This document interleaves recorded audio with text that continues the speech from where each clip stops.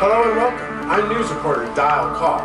If you've had your finger on the pulse of the RC helicopter competition scene, you'll recall that there was recently a massive shakeup when former world champion Kyle Dahl showed up to Global 3D with a Nitro-powered Mikado helicopter. I've come to his residence here in St. George, Utah for a one-on-one interview. I'm here with Kyle now. Kyle, thank you for taking the time out of your busy schedule for this interview. Hey Dyle, no problem man, pleasure to have you here. So Kyle, first off, congratulations on your finish at Global 3D and on a successful debut of your new Nitro helicopter. Thank you very much. You know, it was a huge challenge, but in the end it was so much fun and just totally worth it, you know? So the first that we heard about this helicopter is that it was an inspiration from God. Are we to believe that this is the actual case, or can you tell us a little bit about the actual story behind this helicopter? I mean, obviously, you know, that's not what happened, you know, but the God videos were just kind of a funny way to introduce to the public, you know, that Mikado, who's been making electric helicopters for 26 years, was finally going to be making a Nitro-powered helicopter. What is your helicopter? A Nitro-powered Mikado helicopter. What? You know, but the project itself kind of started as a personal project for myself. I mean, my first helicopter was a Nitro, and I've always had Nitros that I've flown, you know, just kind of behind the scenes. And I've even actually designed a couple conversion kits for some of the other Mikado helicopters over the years, you know. I designed one for the Glogo 700 Extreme, for example, you know, and I designed this one it started as just a fun project for myself, you know. But this one turned out to be really good, so I decided, like, maybe this is something I could do as an actual conversion kit. So then I made a version 2, which had a little bit better specs and everything. And then at that point, I took the project to Mikado to kind of ask for their blessing for me to do a conversion kit. And Ralph, the owner of Mikado, ended up actually liking the project, liking the idea, and yeah, so here we are. So if I'm hearing you correctly, you're confirming that this will in fact be an official Mikado helicopter, correct?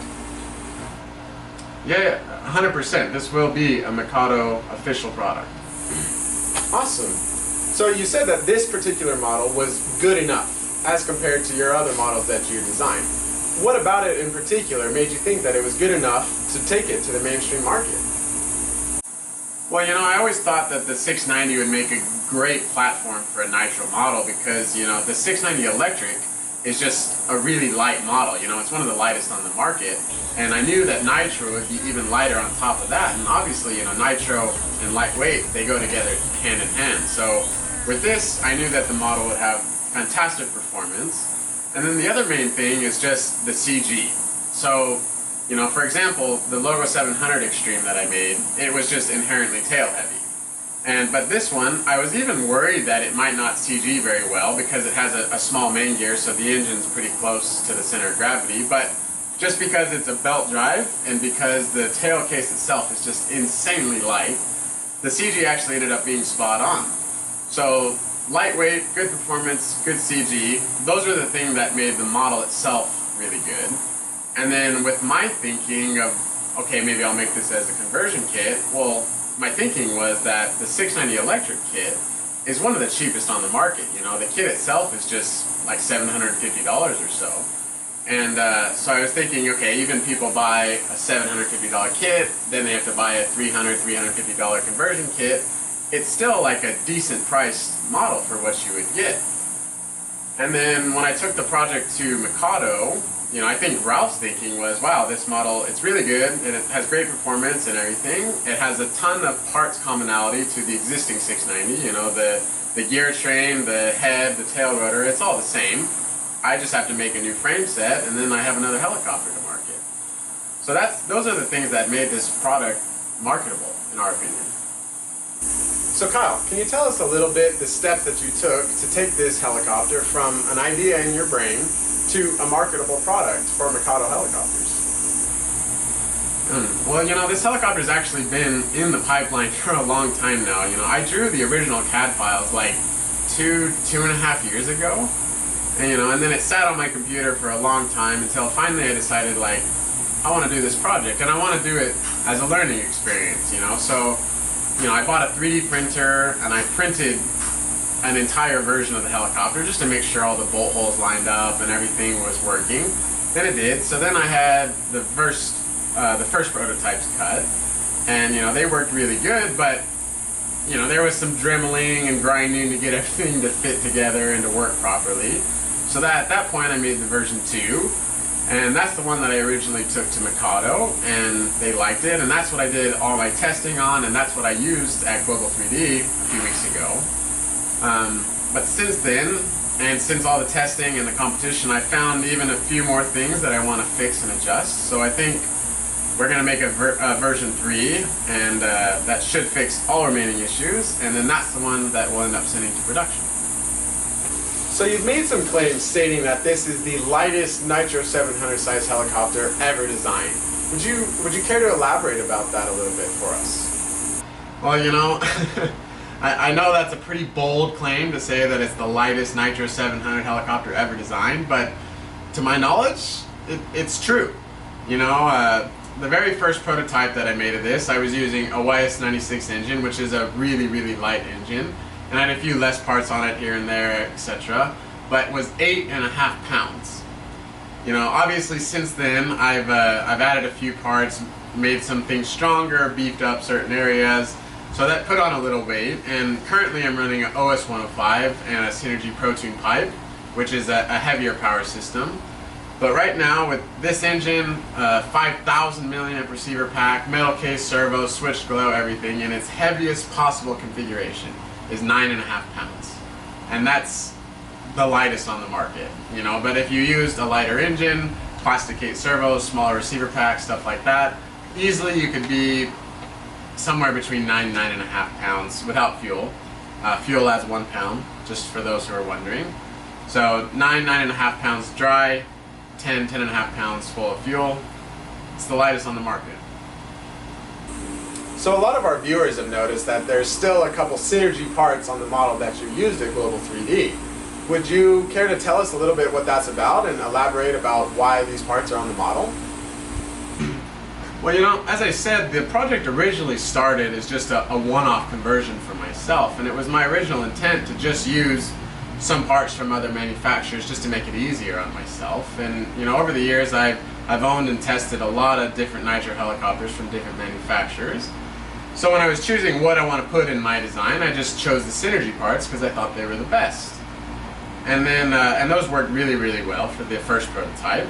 And then at that point I decided to maybe make a conversion kit, but there was no way I was going to be able to justify the cost of making my own plastic injection molds and stuff like that. So I actually went to Matt Bodos, owner of Synergy, and I said, hey, do you mind if I use your parts in my conversion kit? And Matt's a real great friend of mine, and he was super supportive of the idea, and he allowed me to use his parts in my conversion kit. Then shortly after that, the project kind of shifted gears and it became an official Mikado thing. So we went back to Matt Bodos and we're like, hey, so this is going to be an official Mikado thing, but we still really don't want to redesign these parts and have all that extra cost and everything. What do you say to us still just using your parts in our kit? And Matt, he's a real Nitro head. He loves the Nitro market, and he knew that Mikado making a Nitro helicopter would only help the Nitro market, which would in turn help him. So he agreed to let us use his fuel tank, fan, and fan shroud in his kit. And then additionally, we're still using the Synergy XL clutch. I had to change a lot of parts in the drive line to make it work with my model, but the actual clutch shoe itself will be the Synergy spec clutch because it just works so good, there's no way to really improve upon that. So yeah, that's the reason why there are some Synergy parts on it. It's a cooperation between Synergy and Mikado helicopters. So you designed the helicopter, made the prototypes, pitched the idea to Mikado. Where in that process did you decide that you were going to compete with it at a global competition? Well, when the decision was made to have this be an actual Mikado product, Ralph, the owner of Mikado, and I were going back and forth about different ways that we could bring this very unique, unexpected product from Mikado to the market. And he had a few ideas, I had a few ideas, we went back and forth, but I kind of had this idea the whole time lingering in the back of my head, like, how cool would it be, how much of a statement would it be to show up at a world-class competition and compete with this Nitro helicopter that nobody knew anything about. And Ralph immediately loved the idea, so we went forward with this. We had a few prototypes made, and I had very, very few spare parts. We did all the prototyping and the practicing all happened at the same time, but yeah. We took the gamble, we showed up, and everything just worked fantastically well, you know. We had a huge success at the contest, and then the support from the market and the positive energy about this product has just been really, really fantastic. So yeah, we couldn't have asked for a better debut. Well, that apparently worked really well for you, having won the freestyle round in the prelims and making it all the way to the finals with a Nitro helicopter amongst all the electrics. So congratulations to you. Can you tell us what's next? Well, you know, I'm obviously super excited about this product, and Ralph at Mikado is as well.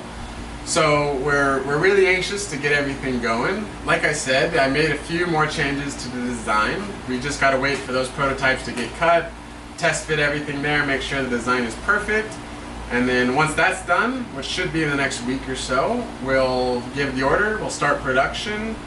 There'll obviously be some production time, getting all the instruction manual made, the boxes made, everything shipped, but I definitely think sometime later this year, this model will be on shelves, so I'm excited about that. In the meantime, we'll just be promoting it. We're going to IRCHA soon, so come there, check it out, and we'll be at a number of events and other things promoting this model. So yeah. Well, Kyle, thanks for taking the time into your busy schedule to tell us a little bit about this helicopter you've created. We can't wait to see it at IRCHA, and we definitely can't wait to see it on the market. I'm Dyle Kahl, coming to you from the residence of Kyle Dahl in St. George, Utah. Thanks for watching.